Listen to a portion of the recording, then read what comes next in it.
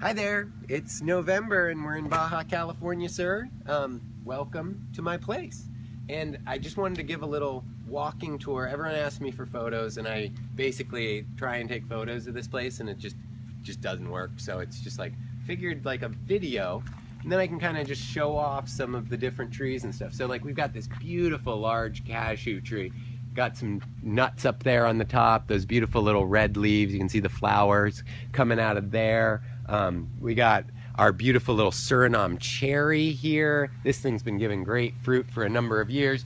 Got two other tropical cherries. We got the Capeline and the Rio Grande. So we got some interesting little fruit trees. We got a strawberry guava and some pistachio back there with our banana groves and plantains.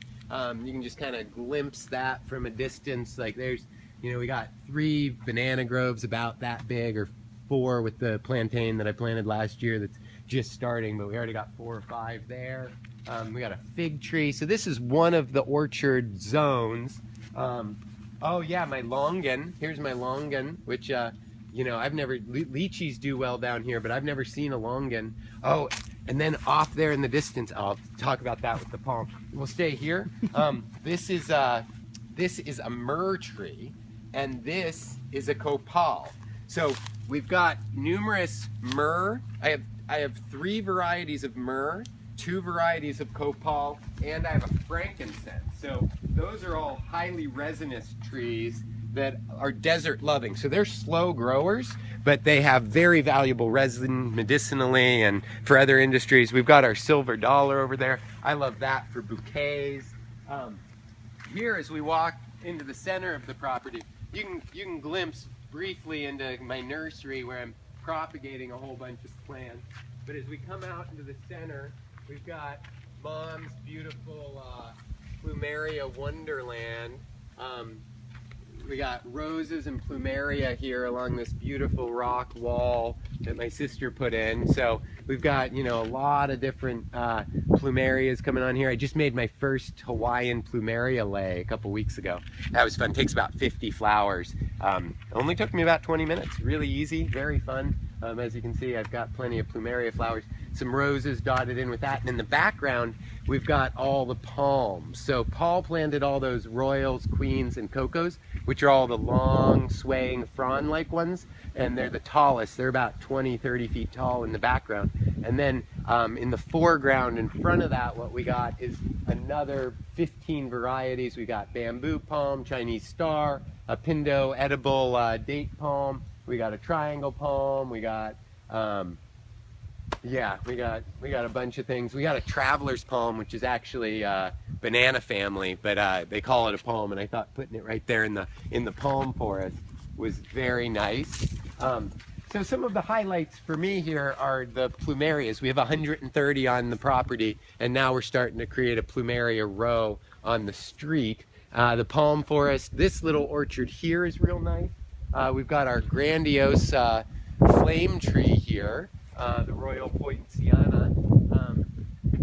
I also like our region back here. Our patio is very sweet. So as we come back this way, we've got this little patio. We got the palm forest off to the north. One more beautiful palm. We got this Canary Island that's about 7-8 years old at this point, and it's still pretty small, but that thing's going to be massive and just arch over the house. We've got a nice mango tree, a winter-bearing avocado, a zutano there. We've got all these different colors, some beautiful vines kind of woven in. This is what they call the torote down here. This is a copal family tree. So this has that kind of desert-like resinous, very nice smell when you scratch the skin. Let's walk into the final orchard. The fence line's interesting too, but there's only so much we can see in a 5 to 10 minute tour of seeing all the plants and what's going on. There we've got our straw bales for our composting project over there. Pomegranate volunteer that came out next to our cocoa palm. A ginger relative that is a flowering ginger.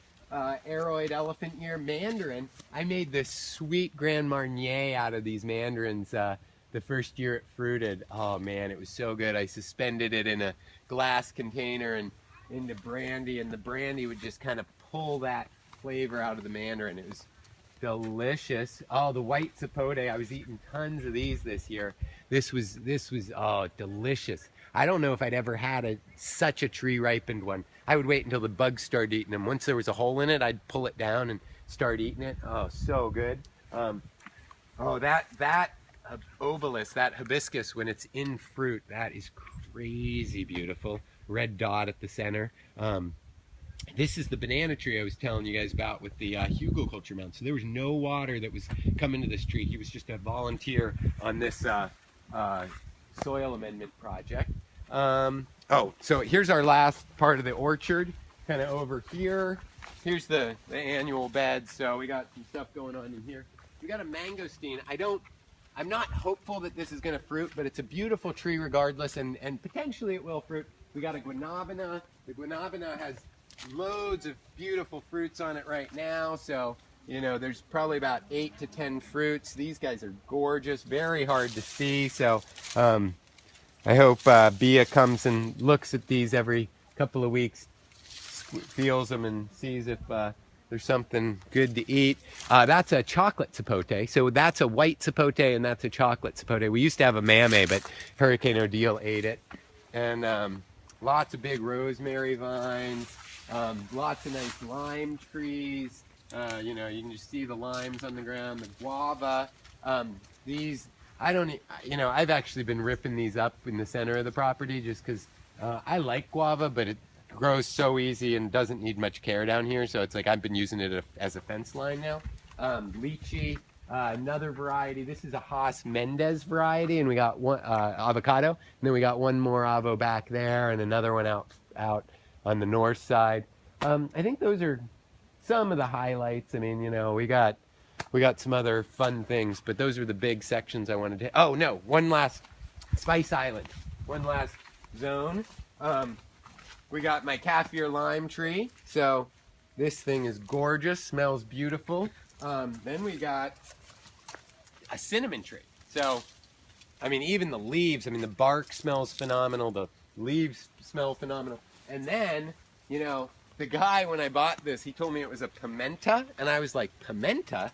Black pepper is a vine. It's not a tree. Like, what are you talking about? And then I was just looking, so I've been telling people, I don't know, it smells kind of like clove, but I've seen clove trees in Bali and it doesn't look like it, the flowering particularly.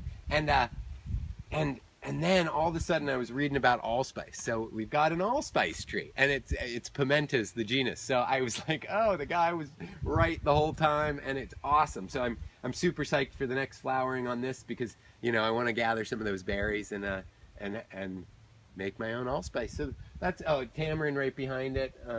So this is what I like to call Spice Island. We got our big Bismarck palm there. Those gorgeous 6-foot blue leaves, and yeah. Oh, these edible cranberry hibiscuses, these are great for salads. It's kind of like the hibiscus that people drink in the tea, kind of that, when the flower bud ends and there's these calyxes, that's what goes in the tea. With this variety of abelmoschus, that's not what we do, but it is edible leaves that are super tasty. So, thanks for joining.